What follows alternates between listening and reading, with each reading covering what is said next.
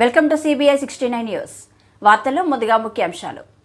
కోవెలకుంట్ల మండల చుట్టుపక్కల గ్రామాల నుంచి వచ్చిన దివ్యాంగుల గురించి కోవెలకుంట్ల సిఐ మాట్లాడుతూ నేడు అంతర్జాతీయ దివ్యాంగుల దినోత్సవం సమస్యలపై ప్రజలకు అవగాహన పెంపొందించి వైకల్యాలున్న వ్యక్తులు గౌరవం, హక్కులు, శ్రేయస్సు కోసం వికలాంగుల జీవితంలోని ప్రతి అంశంలో దివ్యాంగుల ఏకీకరణ మొదలుకొని వారు పొందగలిగే ప్రయోజనాలపై అవగాహన పెంచడానికి ఈ ఉత్సవం ప్రయత్నిస్తుందని కోవెలకుంట్ల సిఐ తెలిపారు.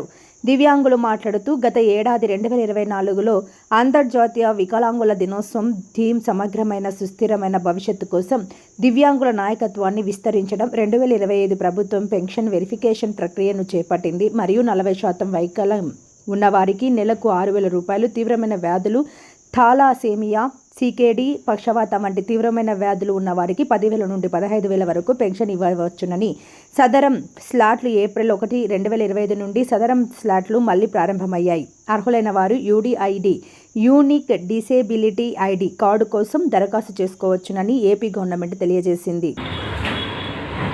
ఈరోజు ప్రపంచ వికలాంగుల దినోత్సవం సందర్భంగా కోవెలకుంట్ల చుట్టుపక్కల సంజామల, రేవనూరు మిగతా ప్రాంతాల్లో ఉన్నటువంటి వికలాంగుల నాయకుడు దేవరాజు, అదేవిధంగా మిగతా అందరికీ కూడా మరి ఈరోజు శుభాకాంక్షలు తెలుపుకుంటున్నాను.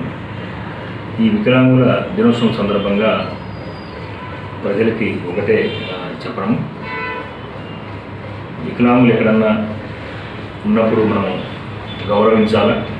వారి పట్ల మనం అనుచితంగా ప్రవర్తించకుండా వాళ్ళని గౌరవించి ప్రతి చోట కూడా మనం వాళ్ళకి ముందు స్థానంలో పెట్టాలని చెప్పేసి కోరుకుంటున్నాను. అదేవిధంగా ఎక్కడైనా ఆఫీసులకు వెళ్ళినప్పుడు కూడా ఆఫీస్ వాళ్ళు కూడా వాళ్ళకి ముందుగానే ప్రిఫరెన్స్ ఇవ్వాలని చెప్పేసి, అదేవిధంగా వాళ్ళకు ఉన్నటువంటి చట్టంలో ఎక్కడన్నా వాళ్ళపైన దాడి చేయడం కానీ, అఘాయిత్యానికి పాల్పడడం కానీ అలాంటివి ఉపయోగించినప్పుడు కూడా మేము ఈ యొక్క వికలాంగుల చట్టం ప్రకారం వాళ్ళని సెక్షన్ కూడా యాడ్ చేస్తున్నాం.